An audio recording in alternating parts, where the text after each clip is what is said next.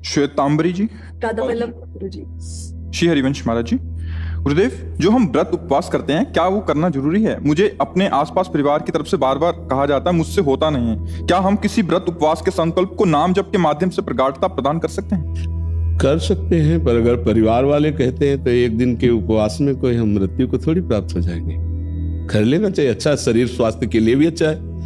भाई रोज आंतों में डाला जाता है, अगर एक टाइम ना डाला जाए, एक दिन ना डाला जाए तो जो जठराग्नि है वो प्रबल हो जाती है और वो हमारे रोगों का नाश करती है। जब हमारी जठराग्नि मंद हो जाती है तो विविध प्रकार के रोग होते हैं। तो हमें लगता है कि महीने में 2 बार या 4 बार सबको व्रत रहना चाहिए, सबको भूखा रहना चाहिए। हफ्ते में 1 बार रख ले या 15 दिन में 1 बार रख ले, इसमें क्या जाता है?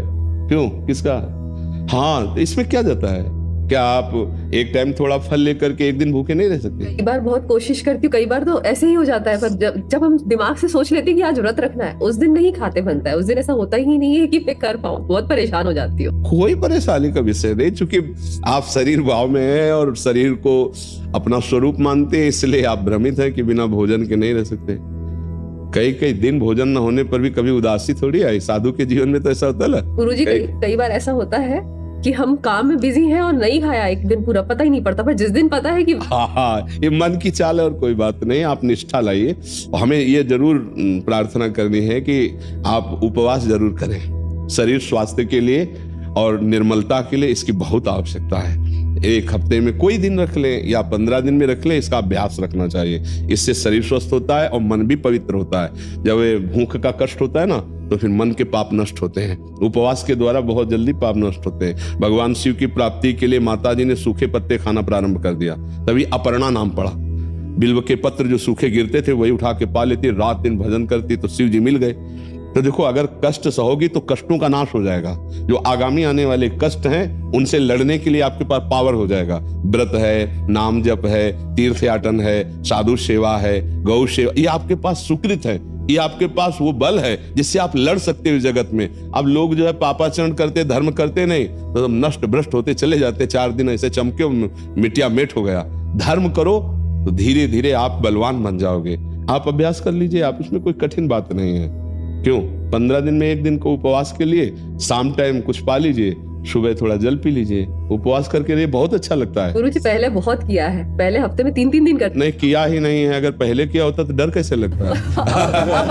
अब जैसे जैसे उम्र बढ़ रही है भाई व्रत का ऐसा हो गया, आलू और उसका सिंघाड़े का। हाँ, नहीं, आजकल तो व्रत क्या होता है, एक मनोरंजन हो जाता है। नहीं, वो व्रत नहीं रहना चाहिए। वो व्रत हम नहीं कह रहे भाई। ऐसे तो रोटी दाल से काम चल जाएगा। वो जो कूटू होता है बड़ा महंगा होता है, कूटू की पूड़ी, हाँ, और सिंघाड़े का हलवा, ऐसे नहीं। और वो समाज के चावल की खीर, ये सब महंगी चीजें हैं। और अंगूर और सेब और संतरा, भैया ऐसे फलाहार से तो हम मना करते हैं कि घर बर्बाद करोगे रोज फलाहार। ऐसा फलाहार तो रोज मिले बढ़िया है। फलाहार का मतलब होता है आज हम व्रत हैं तो 12 बजे तक तो कुछ खाया पिया नहीं। 12 बजे थोड़ा जल पी लिया और शाम के 4 बजे कुछ फल आदि थोड़ा सा डाल लिया और बस। रात्रि में कुछ नहीं लिया। या शाम के जैसे थोड़ा मीठा है, दूध है, ऐसे कुछ सात्विक थोड़ा प्राण पोषण के लिए। एक दिन में कोई मर थोड़ी जाएगा। और दूसरे दिन फिर प्रातःकालीन प्रभु को भोग लगा करके फिर अन्न प्रसाद पा ले। होता वही है कई जगह कि हम पूरा दिन फ्रूट खाते रहते हैं। घर वाले बोलते हैं फ्रूट खा के रख लो, तो ऐसा व्रत का मतलब ही क्या हुआ? नहीं, वही हम कह रहे हैं, ऐसे व्रत का मतलब नहीं है। खाना खा लो। हाँ, उससे तो अच्छा 2 रोटी और दाल खा के नाम जप करो, बढ़िया है। इधर उधर की सामग्री से तो अच्छा है। गुरुदेव, हमारे गुरुजी कालिदास महाराज जी 49 साल से सिर्फ एक नारियल का। हाँ, बिल्कुल। संतों में बहुत ही क्षमता होती है, क्योंकि वो प्राण नहीं है, वो तो आत्मस्वरूप में स्थित होते हैं। और इतने महान तपस्वी कर इतनी दैन्यता कि जब उन्से हम कहा आप कुर्सी में बैठ जाते, उन्होंने कहा नहीं, जमीन पे आने वाले थे। हाँ। तो हम वहाँ पे रुके थे, 9 दिन तक कथा हुई, तो गुरुजी बोले चलेंगे, लेकिन कुछ काम आ गया। वो बड़ी कृपा जब दर्शन दिया कि एक तो वयोवृद्ध और तप मूर्ति, और जब हमने कहा आसन पे ग्रहण करो कुर्सी पे, तो उन्होंने मना कर दिया। उनका कुर्सी में तो बहुत बैठते हैं, आसन सिंहासनों पर। नहीं, हमसे कहा कि आप जाइए गुरुजी के दर्शन कर लीजिए और कह दीजिएगा हमारा संदेश कि हम आएंगे। जरूर। अब महाराज जी बाहर भी ऐसा हुआ, हमने बोला कि आप अब विराज जी कह रहा जैसे आपकी व्यवस्था, मतलब इतनी दैन्यता कि हम लाइन में खड़े रहेंगे, सबके बाद में जाएंगे। और ऐसे प्रतापी हैं कि बड़े बड़े नेता और बड़े बड़े सब उनके दर्शन करने जाते, वहां जमीन पे जब कहा कुर्सी बैठ जाते करने नहीं, और जमीन पे महापुरुषों की यही महिमा होती है। वो मान रही तो सबई मानप्रद, आप अमानिए महापुरुषों की महिमा। गुरुदेव आप तो कहीं जाते नहीं, लेकिन गुरु जी की हमारी इच्छा है कि एक बार आप जरूर आए।